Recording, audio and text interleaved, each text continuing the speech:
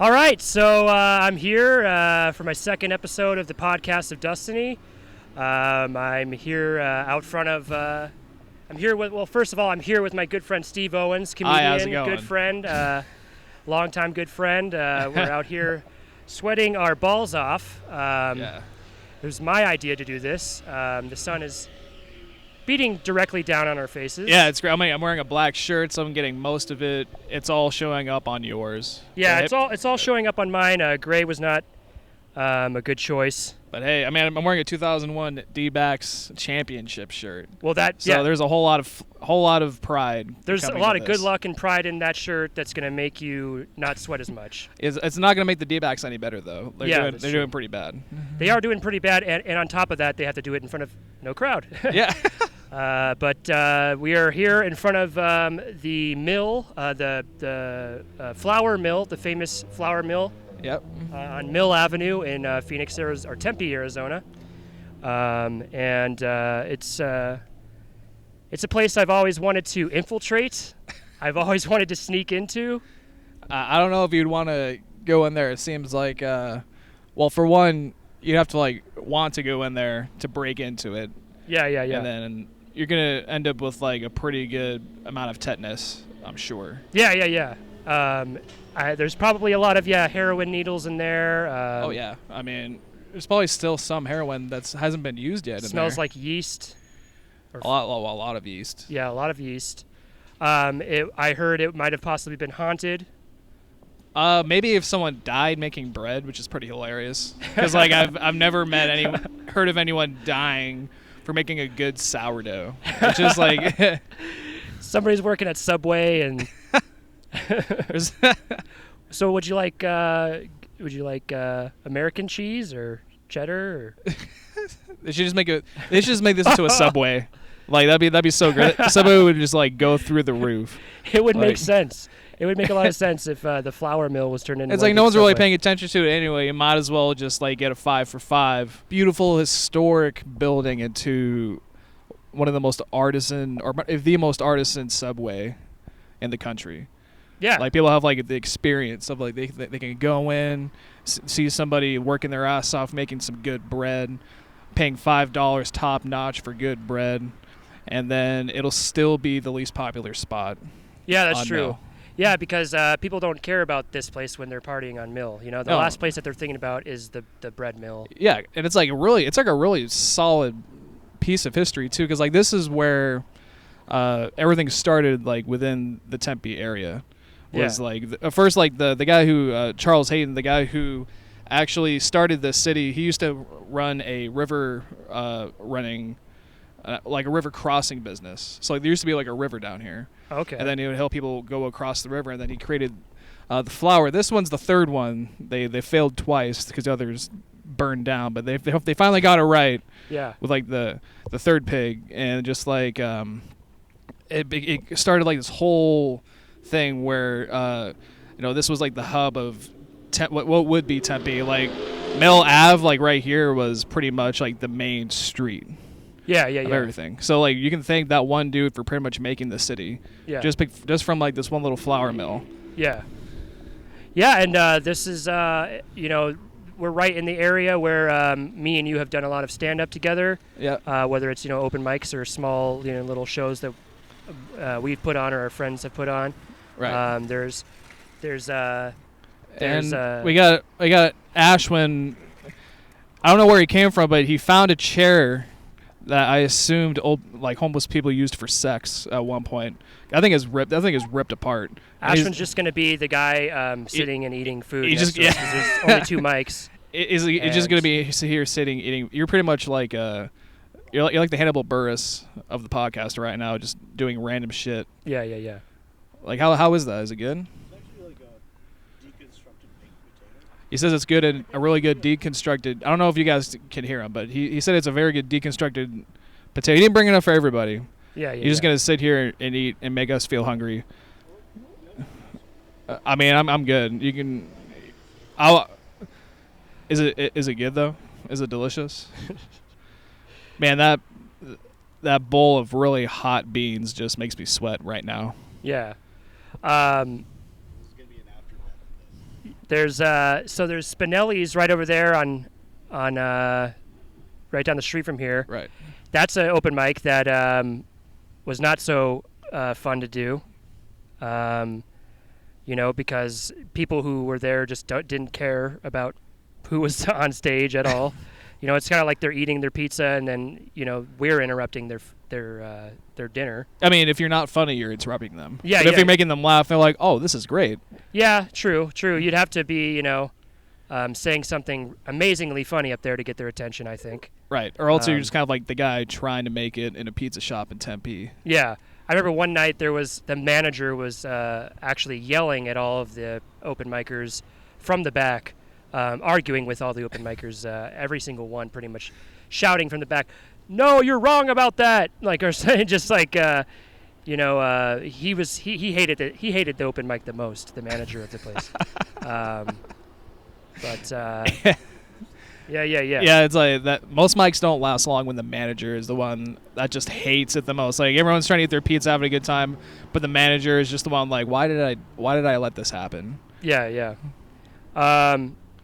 We've I started about 5 years ago doing comedy. How long have you been doing it? I've been doing it for just over 2 years. Just over 2 years? I started out working at Stand Up Live. Yeah. I did it for a few months, and I was like, you know what, this fucking sucks. Why didn't you? Why did it suck? What happened? Well, I was like, I got really into it. Then I was just like, you know what, maybe this just isn't for me, because like I was like never getting laughs.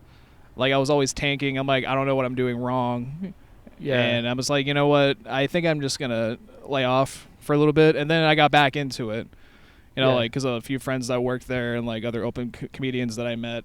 They were doing pretty well. It's like, maybe I'm just not doing it right.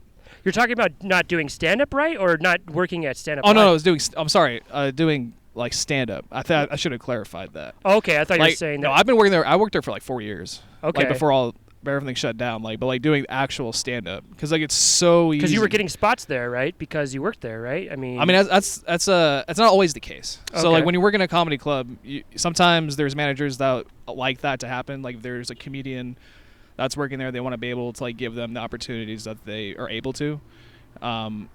Sometimes though, there's managers where they're like, "Hey, so I know you want to go up, or you asked them to go up," and it's like, "Well, you're working." Yeah. And so if you want to go up, you have to get cut. And sometimes there's nights where no one can do that. Like it's just packed wall to wall. There's absolutely no way for anyone to go have stage time, unless somehow you were able to talk to the comedian. Like if you're serving them and you say, "Hey, I'm a comedian. Is it a trouble if I have like a 5-minute spot?" Or it's even better if they offer it, because then they're like, "Oh, you're a comedian. Do you want 5 minutes?" Instead of you asking for it. Yeah, it's way better than looking desperate or anything like that. It's like it's not desperate. Or it's not more desperate, but just It's more like shooting your shot. Like I don't know how like actual paid comedians feel about it, but if I was doing it and someone's like working my room and they say, "Hey, I'm your server, but is it possible I can get 5 minutes? I'm doing stand up too." Yeah. It's like, yeah, sure. Just make sure that it's okay with the house. Because like I don't want them to get. I don't want you to get in trouble, and plus you don't want to like kind of like circumvent your way and ask the comedian and not have the management know at all, because then it's like a definite no. Yeah. What would you say is the highest moment or craziest moment you've ever had working at Stand Up Live? The craziest moment, just like in terms of meeting comedians and stories about maybe meeting a certain. Oh damn! comedian. Okay. There was Ken Jeong. Yeah. The Asian dude from Hangover. And Community. Yeah. He's he's like an actual doctor. Yeah. So like there was one moment where someone on staff, I think, was going through an episode, or someone like someone in the crowd was like kind of convulsing. Oh, and fuck. he jumped off of the stage, went to full at Stand Up Live. Yeah, he went to full doctor mode, and just decided to save somebody in the middle of a show, and then went back and just killed. Oh my God, he saved somebody and then he killed. Yeah.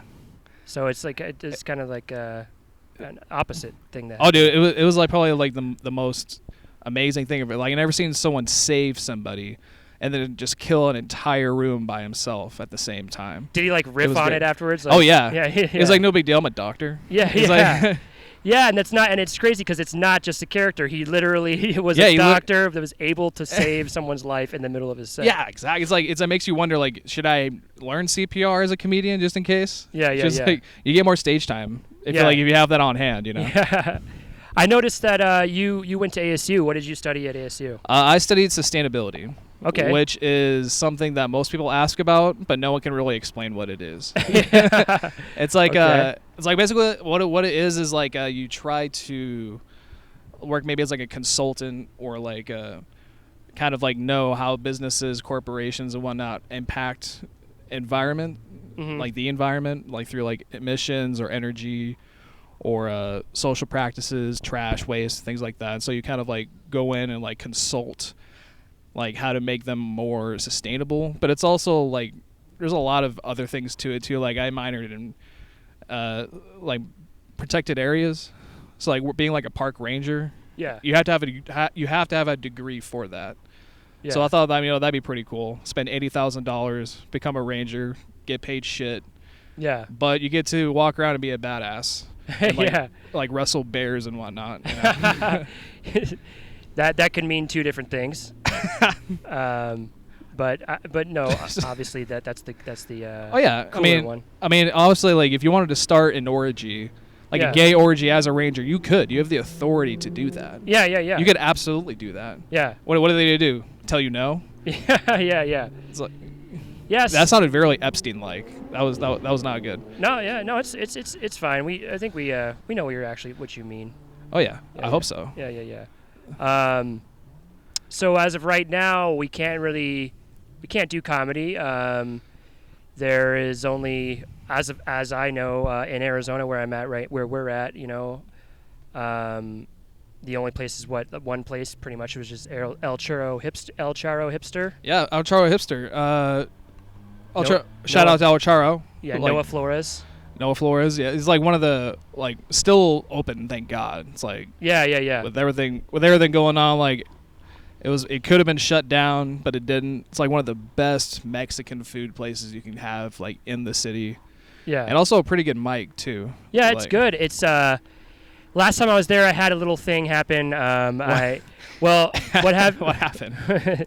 Well, it wasn't that big of a deal, but when I first got there, I asked Noah if everybody was going to have to wear masks when they were doing their stand-up, Right. and at first he told me that you did have to wear masks when you were doing your stand-up, but so I was about to leave, and I was basically I was getting in my car and I left, but then I came back and I rolled my window down and comedians were hanging out up front, and I was like, are you guys really going to be doing stand-up with a mask on your face? Like, don't you know that doing stand-up is like, you know, a big part of it is showing your facial expressions and things like that, you know? And you know, I was kind of like, you know, maybe getting into a heated, you know, argument with some people from my car. And then but then from my car, like I had the window rolled down. You're just like, hey, But hey. but then I decided to, you know, I drove all the way down there. I'm like, I'm not going to waste my gas and my time. And Sure. so I decided to stick around, and nobody wore their mask. Nobody was wearing a mask. So I was like, I was about to leave for no reason. And Yeah. It's more of like the safety of it. it is like, safe, but It's like yeah, I get it, but it's not like you're wearing a mask with an audience at a comedy club. Like yeah, like I got coronavirus maybe like a month ago. you did. I did. You got tested for it, and you got tested positive. Positive. And like one of the places I went to was a open mic. Yeah. And like it's just like it really could have come from anywhere. Like you don't know. Yeah. But it's like whenever there's like a big group of people not wearing a mask, and I mean if they wipe down the microphone, which I've seen that everywhere. yeah. Like they wipe it down, make sure it's like not dangerous or anything. But I got it from somewhere. I could have even possibly got it from work. I really don't know. What were your symptoms? I mean I wasn't sick, thank God. Like I only couldn't taste or smell. But Okay. which was really good. I mean if you have someone who's trying to cook you something and it ends up being terrible, you can just lie and it's the truth. Yeah, I think know, I it's got like- some. I think I got it. Like if there, you know, I think I possibly could have gotten it. Like when it, but like right around the time Kobe died, like right before Kobe died, I think I got it. Like, it was for like a whole week. I was like coughing up a bunch of shit in the morning, like Oh wow. like phlegm and stuff like that, and Tasty. yeah, and I was really weak and stuffy nose, bad cough. But it went away. I mean, whatever I had. It probably wasn't that then. Yeah. Like you still be like, kind of like a little fucked up. Like the weeks after. Yeah. I've had some like, I've always had like some chest like issues. Okay. But I've realized more and more that it's because of anxiety and shit. You know, when I, you know, whether I'm stressed out or angry, that's usually when it happens the most. Is when I get excited. Okay. Or you know, stressed out. But you know, if I can control it, or you know, maybe CBD or something like that, Sure. I notice the chest tightness goes away. So it makes me feel comfortable because I know that it's not anything you know, too serious. Because whenever I do something that helps with anxiety, like CBD or meditation, it goes Sure. away. So, Hell yeah, man. yeah, I'm surprised no one's really you know, come up and kicked us out yet. Oh, I doubt it. No, Yeah, I don't like know I why said, they no one really gives a fuck about where we're at. Yeah, I know. Yeah. Oh no, we're doing this in the Holocaust Museum. You know, it's Yeah, like no, yeah, it's yeah. like no, it's not like that at all. Yeah. It's like, dude, why are you doing An abandoned meal. like an abandoned bread mill Yeah. in Tempe, which pretty much started the whole city. No one Yeah. really knows that. Like Yeah. when people think of like mill, they think of, you know, like trying out yeast infections instead of like the Yeah. actual mill that built the city. If anything, people that are walking by just think I'm, like I mentioned earlier, I'm doing a lie detector test on you. A lot with a microphone. Yeah. Like. I'm just like telling jokes with my lie detector. Yeah. Yeah. This is the lie detector podcast, and that's what we're about to do now, actually. So. Yeah, I mean, like we specialize in lies anyway. Yeah. Twisted truth. Yeah. But it's really cool. I mean, yeah, the whole open mic scene has just been crushed. Yeah. Like it's weird. And it's interesting because people can still do book spots at like clubs and shit because they're not considered bars, right? True. Like, I mean, stand up live and improv are down right now, but I know House of Comedy is still going. Yeah. And, Yeah. one of the big guys, Casey Courier, is doing a show in Mesa, like a drive-in show. Mm-hmm. I don't know why someone would be getting emails from like the clubs. Like for real comedians, like I can't remember. They got No, go ahead. Go I can't ahead. remember- He's I giving you the can't remember microphone. who Go it was, ahead. but I got two of them, I think, for different comedians. One was like an opener for Kreischer, and then the other one I can't remember who it was. But that Indian guy, he came here. Dave Patel? No, the kind of bigger guy from Canada. Indian guy from Canada. Dude, what is his name? Is it the guy from Super Troopers? No. That No, that, no, it's not that him. I always say you look like. Yeah, no, it's not. Or no, you don't Ramathorn? look like him. You just. You're fucking Ramathorn? That's just me being ignorant Jesus, as fuck. Dustin. No, it's what's his face? I mean, I can see. Russell Peters. Oh, Russell Peters. Oh, Russell Peters. Yeah, he was supposed to come through, but he, I think he either moved his dates, like assuming like all this would be over and the clubs would be open. Because we had tickets for that night, we just didn't go. Yeah, let me see. Russell Peters. No. Oh, no. Actually, Russell Peters. No, I think I was out. I think I was during my 2-week quarantine, and Russell Peters was there one of those weekends. And Yeah, so they were doing- and so it was right before the other shutdown happened. Yeah, they were doing stand up for a bit, right? And then Yeah. it stopped So again. they opened up for like a month, maybe Yeah. a month and some change, but then they shut right back down just because. And they were doing drive-in shows for a little bit, weren't they?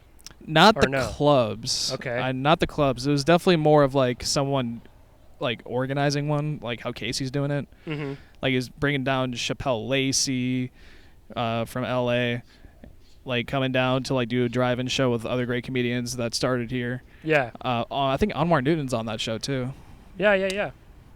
Cool stuff. and like it's really cool. I mean, it's like it's interesting to see like what people are going to create in order to keep this thing going. Because like there's obviously not a whole lot of clubs. Book spots are for people who have done good in the past. And Either like, done good or can bring a lot of people, right? You know. Yeah, that's usually. Sure. Yeah. I mean, like, it's mostly like for like what people like Casey or Sydney or other people who like have like kind of like a power, I suppose, who have seen seen shows like at CB Live where it's like Casey's like, the manager. Yeah, he's like of Tempe Improv and Stand Up Live. Yeah, he's worked like everywhere. He started out at the Improv, was a GM at Stand Up Live, went to CB Live for a bit, went back to Improv, and he was going to do a show there, like kind of like how they did it at CB Live, but at the Improv instead. Yeah. So I'm not sure what the workings are on that as of right now, just because how everything is going. Yeah. But I mean, the guy just has muscle. Like, this guy can just bring in people for a drive-in show in Mesa, of all places, and people are going to go to it. What got you into comedy? What made you want to become a comedian? I mean, it was never like a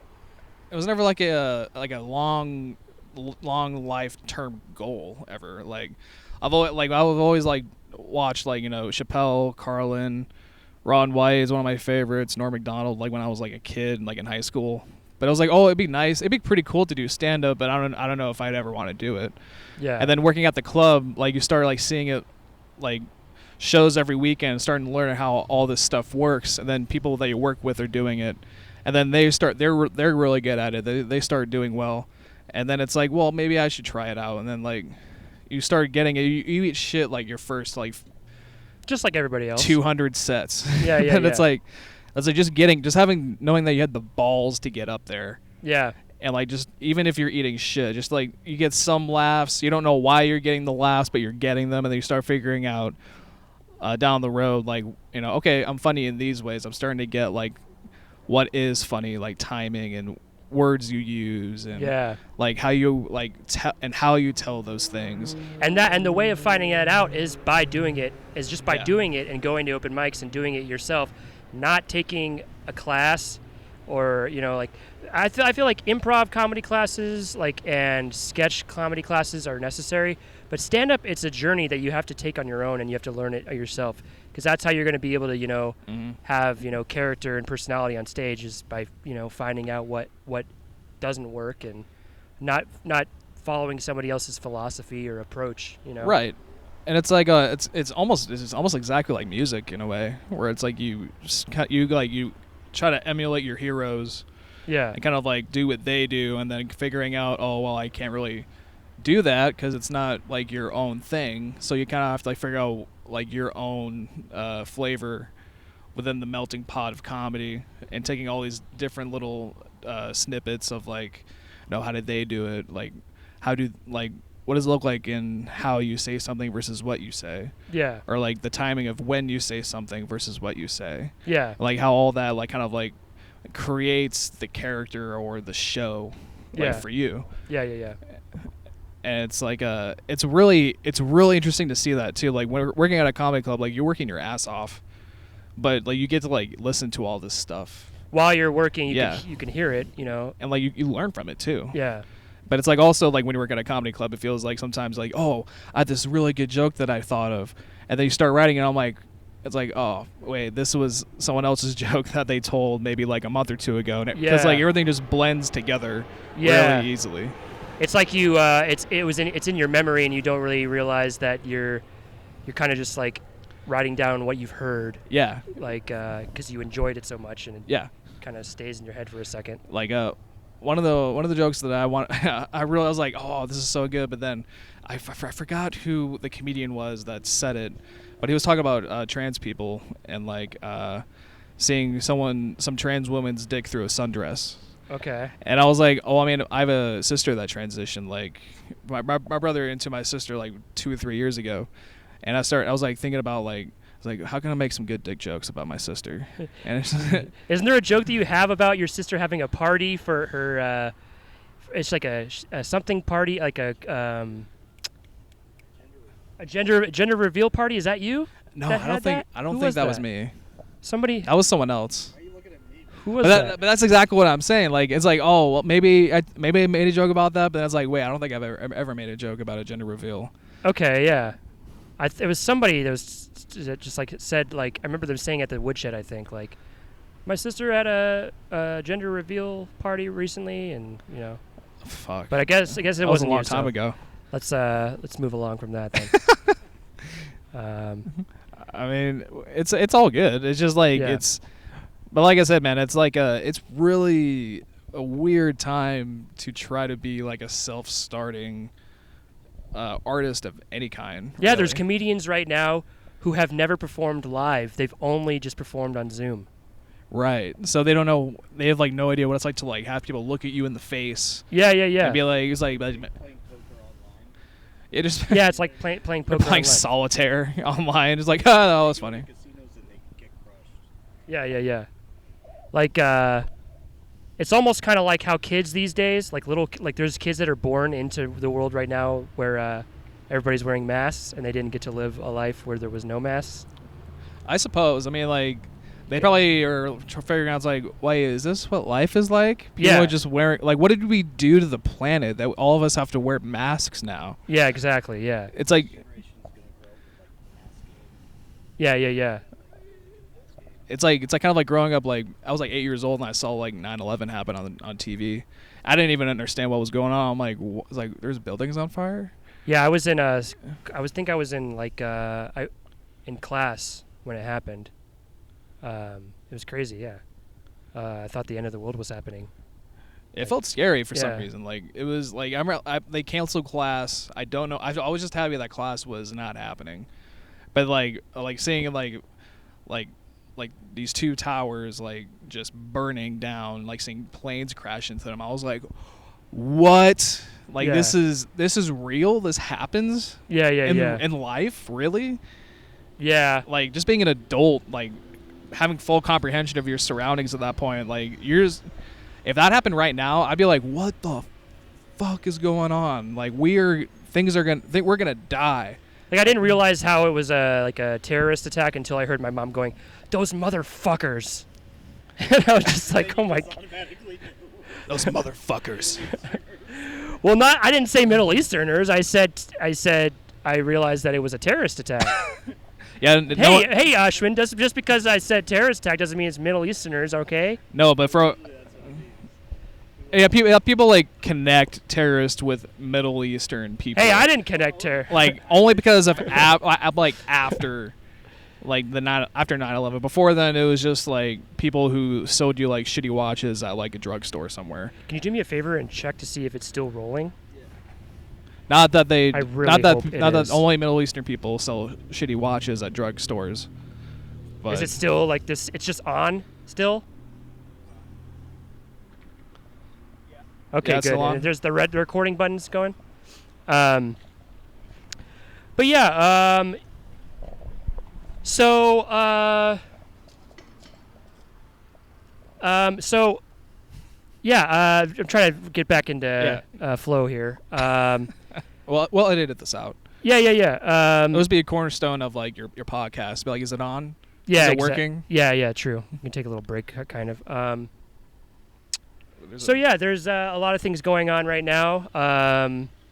Where a big election's coming up in November. Man, yeah, that's it's gonna be what the hell?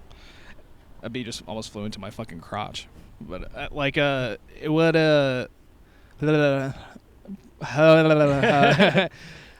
yeah, this election is huge. Like, it's really. It's a bee right there. It's That's a straight up bee. Oh yeah, he's fine. Bees help create growth in our agricultural economy and everything, so we need bees. If it stings me, though, I'm going to have a problem with it, but then it's going to die, so I win. It's gonna be like that scene from My Girl, where Macaulay Culkin gets stung by the bee. You're just like drinking my Dies. really nasty sweat. Like, it's like I drink water, but there's a lot of other things that are in that sweat bee. You're probably going to end up with like really high cholesterol. I guarantee it. But There's But like you said, yeah, they said there's like an election going on, and it's probably the biggest election I think of my lifetime so far, just because you got this guy, which people see as like, he's not a politician, he's gonna shake up, the government, things like that, show them for like what they are, But it's like, this guy's a dick. It's like, really? Like, it's like, I don't understand how some people are like seeing this guy as like the savior of the country. But there's also people who like believe in QAnon, where like he's like this master, like this master creator of like some sort of like. That's like a 4chan thing, right? Yeah, it's starting on 4chan. It's like people are saying, oh, he's like battling the deep state pedophiles, like this cabal of pedophiles in the shadowy edges of society by himself. It's like, no.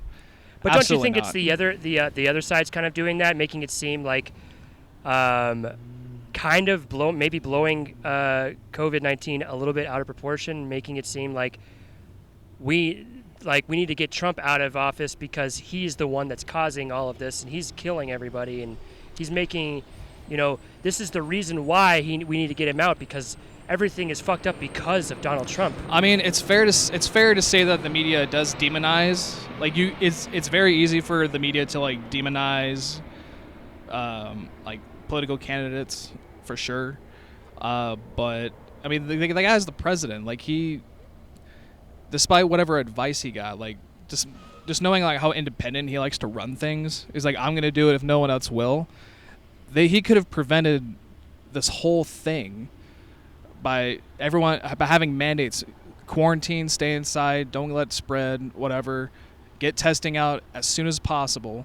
Because like if we continue testing and it's still going up, that's a problem. If it was going down when we were testing at some point, then it's like, okay, good, we beat it. Donald Trump did a great job. And he deserves praise. But how do we praise. know that it's true that things were going up or going down? I mean, it just seems like on the internet, people can just say, here's a graph, here's a chart. Sure, but this is true. But how do we know it's true just because it's a graph and it's a chart? Well, I mean, if you're seeing like a graph or a chart on Facebook, you should do your own research anyway.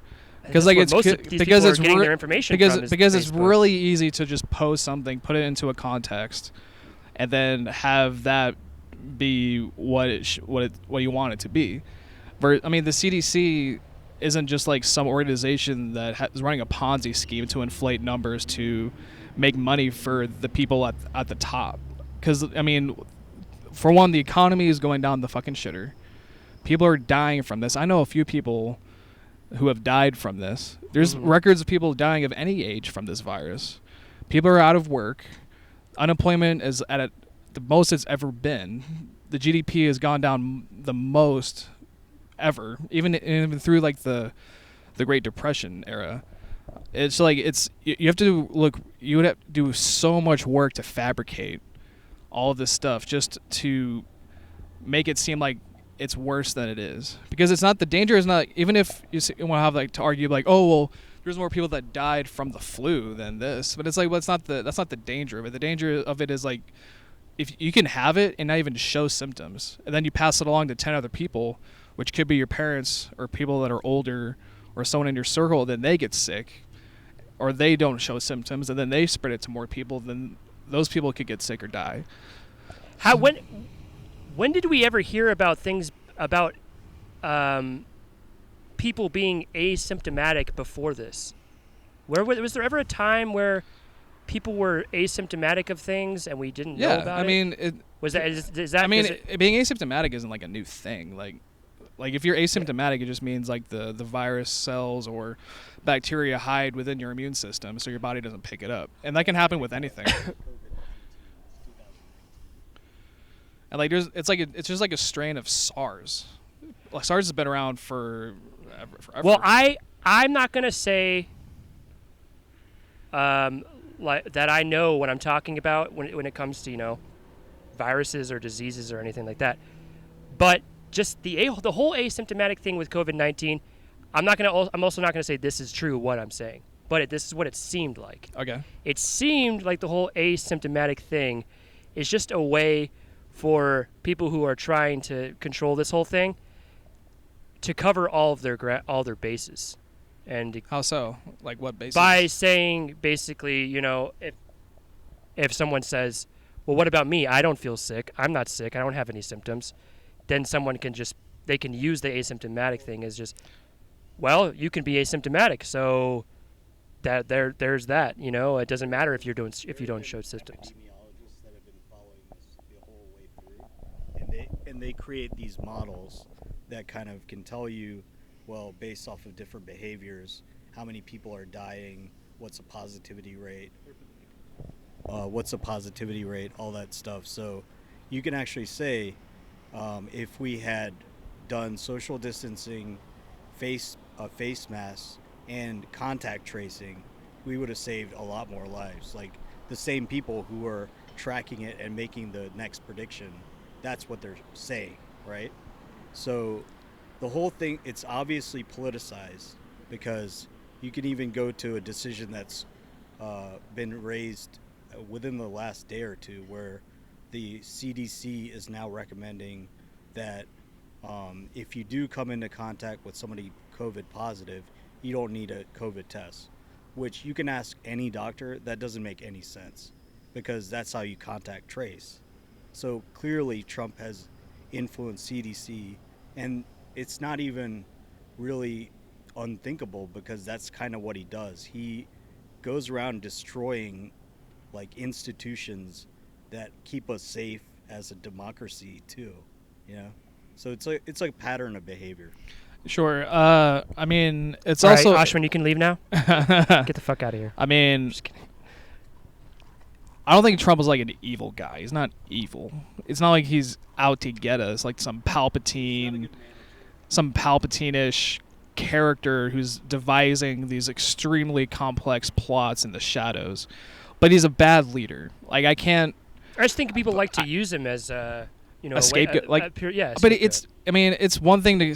He's an easy scapegoat. Just like how he conducts himself on interviews, what he tweets. Well, Joe Biden doesn't conduct himself very well either. Joe Biden's not a prick, though. He's just. I don't think he was the best choice. But it also shows like how the left has its own problems. Yeah. Like there's plenty of other candidates that we could have gone with from the left. But and now they're talking about Hillary Clinton coming back into the folds of like an administration. It's like, can we just get some new people, like just some new fresh people that don't have any sort of contact with what's been going on like within like the decade or so of politics. Yeah. I mean, nothing to do with Obama. It's just like we're seeing like the same 3 or 4 faces that are like being, talked about for presidency, or they're like in the news, or they have some influence over something. It's just like, can we move on to something else? Yeah. That's why it's so important to vote. Yeah. Like the reason why Trump won was people on that, his constituents, people that followed him, voted. Younger people, our generation, we talk a lot of shit on Facebook. Yeah. But a lot of us don't go to the polls. Yeah. Because we don't believe in it. It's rigged. They already chose their winner. And it's like, no, that's not how it goes. You can assume that all you want. Yeah. But you have to vote. That's the only way to be sure if this system is actually rigged. Because if no one voted on the left side, but somehow they're toe to toe in numbers, then maybe that would be a way to figure it out. But there's no way to prove that your vote just doesn't count, that they've already, because I guarantee the country wasn't wanting Trump. Yeah. It wasn't like, oh, we're just gonna have Trump in the office. It doesn't matter what happens. Yeah. Hillary, there's a good quote that I heard. It was Hillary's race to lose. Like, she had everything that she needed to win. Like, it should have been like an NBA team against like a practice squad. Yeah. Or something. It should be. It's like Dikembe Mutombo like dunking over a third grader and making him cry. Yeah. It should have been like that, but somehow it turned the opposite way. Like, Trump's voters came through. There was possible collusions with Russia, which, if it's also a very easy thing to be like, oh, well, that's just bullshit from the left. There's no way that another country is going to come in and just rig our election. It's like, it's not rigging anything. It's just getting dirt on the candidate.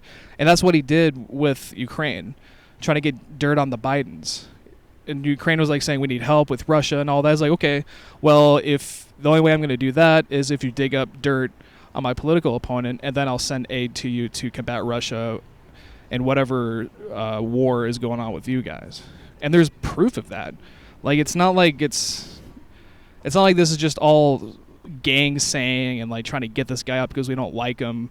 This isn't like high school president, dude. It's not like a popular contest. Yeah. It's like there's that seat of office has a certain reputation that you have to be in that office, or else you're going to lose your global allies, which we are. Yeah. No one likes us right now. Nobody. The people that like us, maybe North Korea. What do you think about this is a tiny bit off topic, but what do you think about the pictures that you were seeing of the people in Wuhan in the big pool on big tubes partying in a big pool together? Like I haven't seen I that. think, or thousands or something like that. I mean, I wouldn't be surprised. People in Tempe are just like butt fucking each other during the worst parts of the pandemic. So you think the idiocracy in the whole pandemic era is happening not just in America? I mean, it could be happening. No, I mean, you can't just. It's hard to say. Well, I don't think they're being idiots. I think there's reasons why other countries have gone through the worst of it already and are starting to like develop back because they took it seriously enough.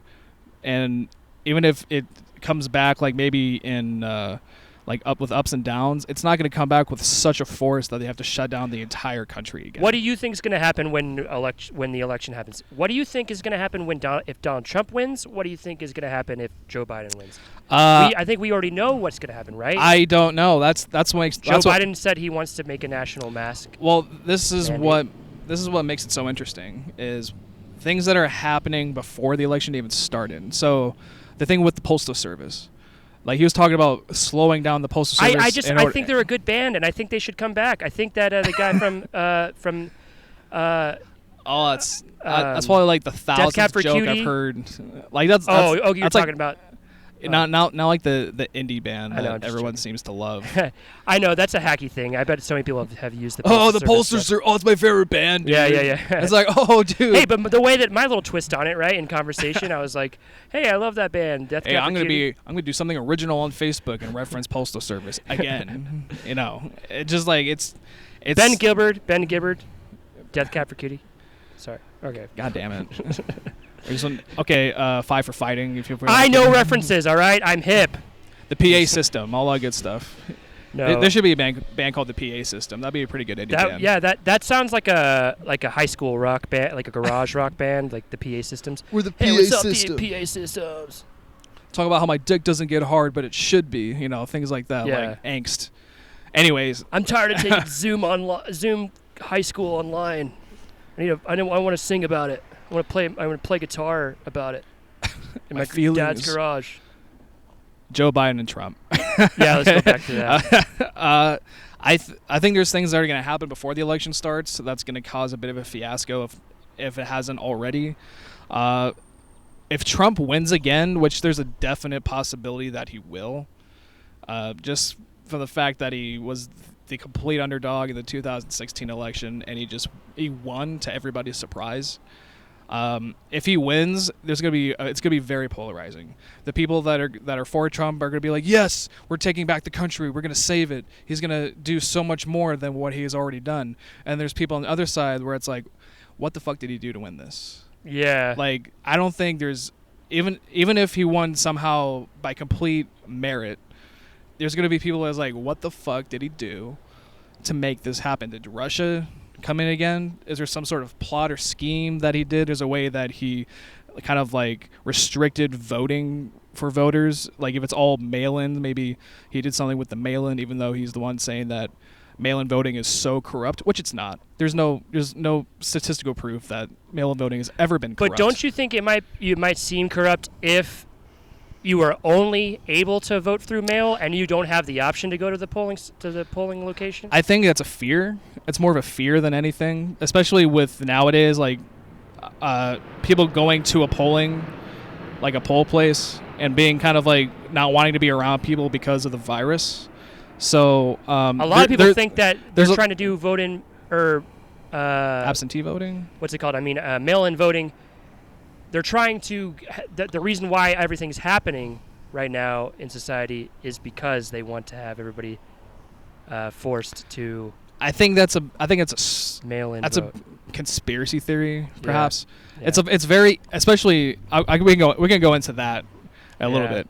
I think if Trump wins, it's gonna be very polarizing because people who are for him are gonna be like, "Ha, in your face! This is the right choice. Obviously, he's obviously gonna make the country even better." Like, seriously. And then on the other side, people are gonna be like, "Well, what the fuck did he do to win the election?" If Biden wins, it's gonna be probably the complete opposite. Not necessarily in terms of what did Biden do to corruptly win the election, but they're gonna be like, "Oh, fuck, we're fucked now." Like, there's no way that this country is going to come back from where it was going. But for people who were so against Trump and not wanting him in office, it's going to be like, you know what? I'd rather have this. It's like a lesser of two evils situation. I'd rather have this guy in office, put a Band-Aid on a bullet wound, and move forward, versus having the guy versus the incumbent who's going to have office again, where we don't know what's going to happen. Like, this guy publicly berates the media. Like the press. I mean, even if they do spin things, they like to make it so that it's entertaining instead of factual, which is true. But to like publicly tell a reporter who asks him a question, like, that's a fucking stupid question. Why would you even say that? It's like, what? That's the president. You're the president. You shouldn't be saying stuff like that. Yeah. And also like using Twitter as like your, I don't know what even, like your soapbox. It's so weird. Like, this guy's blatantly just saying like just really out of character shit that a president should not say. Yeah. Like on Twitter, everyone reads Twitter. Yeah. Everybody. It's just like, it's weird. And like, even to go into conspiracy theory, you want to speak, because I feel like I'm talking. We're gonna wrap it up in a little bit. Because I think we've been going for about 30 minutes. Yeah, I'm enjoying myself, though. Yeah, I'm enjoying myself, too. I'm sweating my ass off, but I'm enjoying the sunshine is like... Yeah, the sun's gone away. It's going to get dark pretty soon, too. And the camera might die pretty soon, the battery. Okay. But one last little thought on that would be good from you. Okay. I think... Before I go into one more thing. Okay. So, well, with all of that, like, conspiracy theories are very, very easy to make now. Especially from 4chan, because when you spread them and you put them online, there's not someone right in front of you to say that's bullshit. Yeah. You can put it out there, someone's going to read it, and there's no way to, like, especially with QAnon, what's just like this anonymous figure named Q. Yeah. No one's going to, like, rebuke what he's saying. Yeah. It's hard to make it so that it's not true, because you can't really debate with the guy or the person, maybe a girl. Maybe a lizard. I'm not sure who Q is. Who knows, yeah. But it's very easy to spread that stuff and for it to reach a lot of people who believe in stuff like that. Anyway, like the moon landing didn't happen, or the Earth is actually flat. Yeah, I'm trying not to believe in every single theory now. Because they're entertaining. I like. That's the reason they're entertaining. I but it's just like everyone, because I want to believe it. But it's like now I just don't know what. Like when someone tries to like convince you that this is real. Yeah. It's more likely on the side of conspiracy theory than fact. Just because, like, you have to, like, do so much to, like, convince people that this is true. Yeah. And it's like you make things that connect more out of convenience than, like, actually making it true. Yeah. And that's why they're dangerous right now, because back then, if someone had a conspiracy theory, it's like, dude, get the fuck off my lawn. I don't know who you are. Please go away. Yeah. You don't have to deal with that shit no more. And they have to go to, like, they have to go to people to spread that. One little quick thing. Let's just talk about this very quickly. Okay. Before I get into another thing. Okay. Those people who, and by the way, last episode I mentioned this too. I'm not liberal. I'm not conservative. I'm a free thinker. I just make decisions off my own thoughts. Just like, those people who defended their house at the protest with the guns, the Karen. Oh, the couple? The Karen couple. Okay. Do you think that they were in their right? Do we know the full story? Were those people coming up to their house and causing chaos? To be honest, I don't really know the story. I just know it's like when you pull guns on protesters, if they're coming to your house and they're clearly like messing with your stuff, they're spray painting your house when you're at home, Yeah. They're just causing damage of some kind. Yeah. You have the right to protect yourself. You have the right to protect yourself, but it's like if none of that was going on and they just had guns to people, then it's bullshit.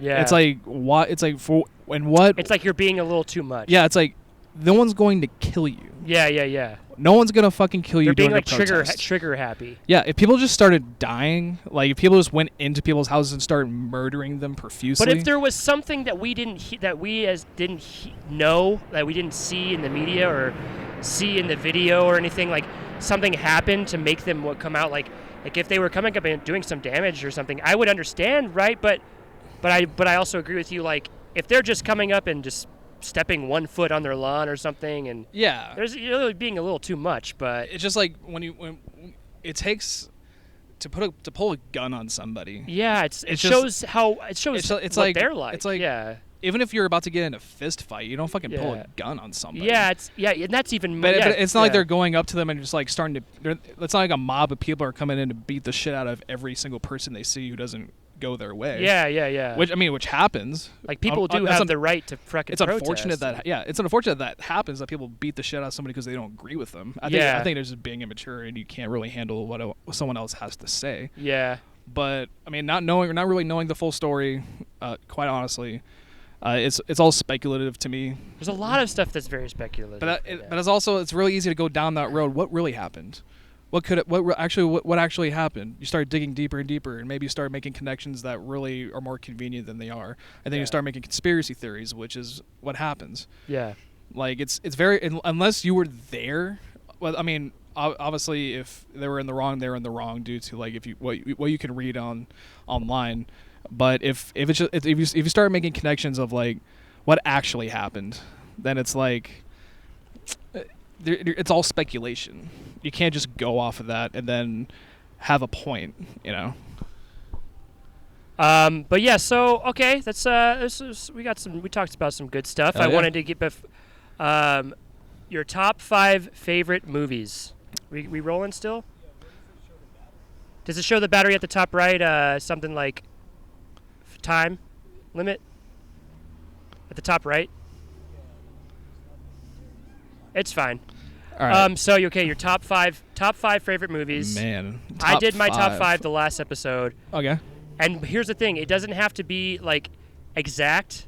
It could be just in the moment top 5 favorite movies. It doesn't have to be like all the flim flam of like every movie that I've ever liked. Pulp Fiction. Okay. Shawshank Redemption. Okay. Toy Story. What other 2 could I possibly put in there? Nightmare on Elm Street, the original, not the shitty one. The one with Robert Krieger rips Johnny Depp through the bed and like just drains him of all his bodily fluids. Okay. And then the 5th one, fifth one would have to be 2001: Space Odyssey. Okay, Ashwin, your top 5 favorite movies.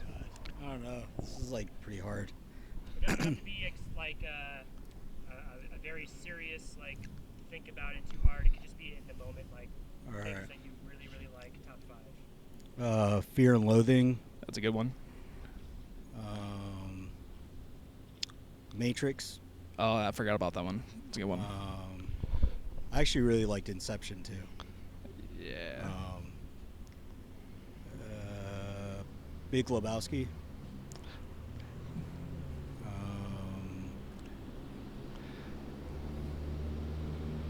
How many was that? 4? That was 4. The 5th one was always the hardest. I don't know Royal why. Tenenbaums. Tenenbaums. That's a damn. Like I said, there's so many movies that popped in my mind now where it's like, you know what? I'm gonna change my list. Let's keep doing this for another half hour. Yeah, I could do a different top 5 every episode if I want to. But that's gonna be it. Steven, is there anything you want to promote or shout out or anything like that? There's one thing that I know of. There's a drive-in show in Mesa.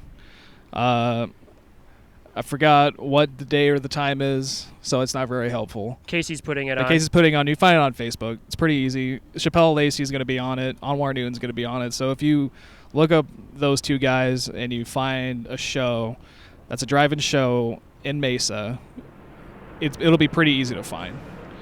And make sure everybody looks out for the sketch that I put out, the Man on the Street video I put out on my YouTube channel. I'm going to be releasing another sketch pretty soon, here in another 2 or 3 weeks. And we're going to keep doing these episodes in different locations. I'm going to try to do a different location every single time if I can. It's Podcast of Dustiny. That's why I would call it that, because there's a journey and a destination that I'm trying to reach, and I think I can get there. Ashwin, anything you want to say before we go? I think we said it all. All right, thank you. Thank you, guest speaker Dr. Ashwin. Yes, thank you, Ashwin, and thank you everybody for watching. It's the Podcast of Dustiny, episode number 2. All right, Cool. Thanks for having me on. Yeah, thank you for being in the heat, and That was a lot of fun. I liked it. Yeah, cool. All right, sweet.